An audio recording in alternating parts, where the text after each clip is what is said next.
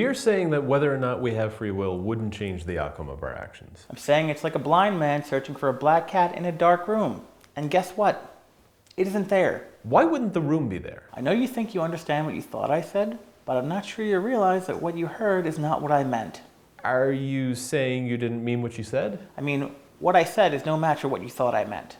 Meaning... If achieving the goal isn't and can't be the purpose of the pursuit, then the reason defaults to the activity itself. Wait, why make him blind? I mean, he's already in a dark room. It's a collection of redundancies on purpose. Intentional superfluous excess deliberately? Check out the big brain on Brett. Wouldn't being blind give an advantage over somebody who relies on sight? Redundancies are there to emphasize futility. And why a black cat? If the room is dark, the cat could be any color. There is no cat in the room to begin with, so it doesn't matter. If it were a race, I bet the blind person would find the cat before the person with perfect vision.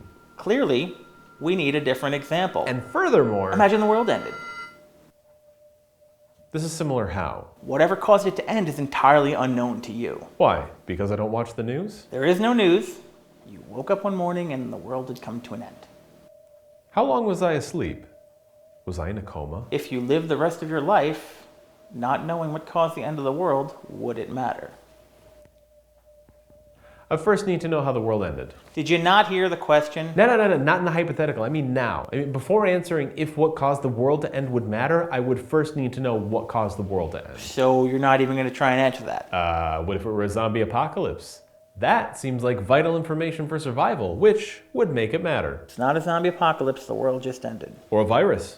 Or a virus. Or asteroid, solar flare, Ice 9. Regardless of what it was, knowing the answer would have no bearing on the rest of your life. So there's no cure for the virus. You're immune, all right? Okay, I'm starting to see how these are similar, but I would still want to know. Tilting at windmills, your favorite pastime. Because I think knowing whether or not we have free will would change the outcome of our actions. All right.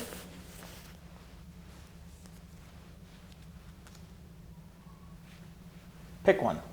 What are they? Answers. To whether or not we have free will?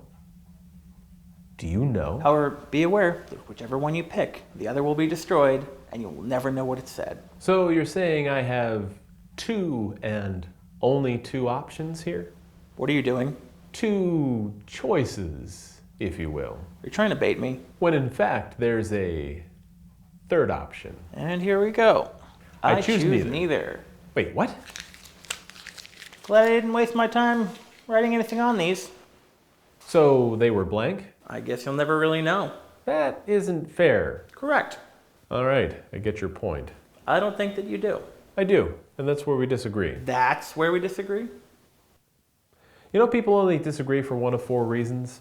This should be great. People have different information, people have different skills for comparing, people have different superstitions, and people have selfish interests. I suppose cognitive dissonance is easy to spot when it's happening to someone else.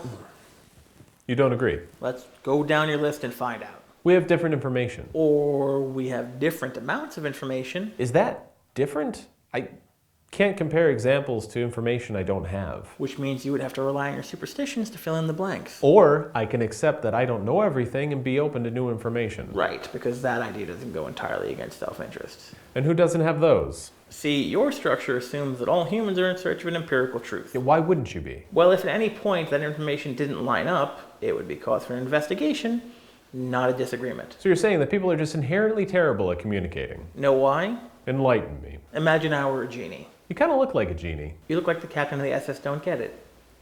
So, you don't screw this up, I'm going to tell you what to wish for. You're a bad genie. You have no idea. Fine. What am I wishing for? Money. I'm sure the answer you want is $1 million? Well, Congratulations, you are now the proud owner of $1 million of Monopoly money. that's not what I wished for. Doesn't matter. Wait, is this $1 million worth of Monopoly money or $1 million in Monopoly money? Now you're catching on. I don't follow. You provided no context, therefore I could give you anything that closely resembled your wish. So I should have wished for $1 million American. Now you have $1 million American encased in cement. Wait, I didn't ask for it to be encased in cement. You didn't ask for them not to be. I didn't think I had to. The point you're missing is that you're projecting your worldview without realizing it. Are you calling me egocentric? I'm saying you have a framework of unconscious expectations based on previous experiences. And that's how you think choices are made? Intuition, bias, common sense, these are all learned responses. Yeah, learned responses that can't be directly observed in a subject. In oneself or in others. Drink that. What? Why? No. What is it? It's a toxin that will make you painfully ill for a day. Then definitely not. However, if you drink it, I'll give you $1 million. Nah, I already have enough Monopoly money. Welcome to the conversation. I don't see anything. What's really in there? Are you serious? It's empty. This is hypothetical. Right. I knew that. So do you agree to drink it? Sure. And there's the catch. There's always a catch. You only have to intend to drink it by tomorrow afternoon. All right, I'll have it with lunch. However, in the morning, you can choose not to drink the toxin. Do I still get the Monopoly money? You do. So I win. Wait, this feels like a trick.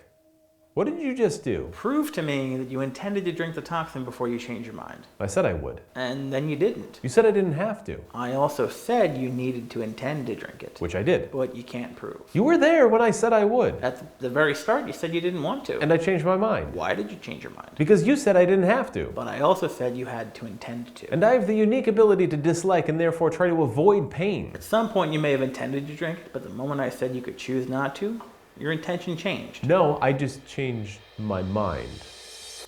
That does nothing to prove to me or anyone else that you intended to drink it. Yeah, but it proves it to me. I felt it. You can feel intentions. But you can't share them, therefore the only real value are the results.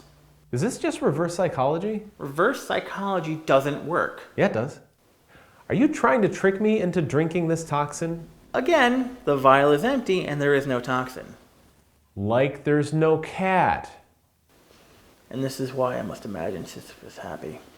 Oh, yeah. You are my unending torment.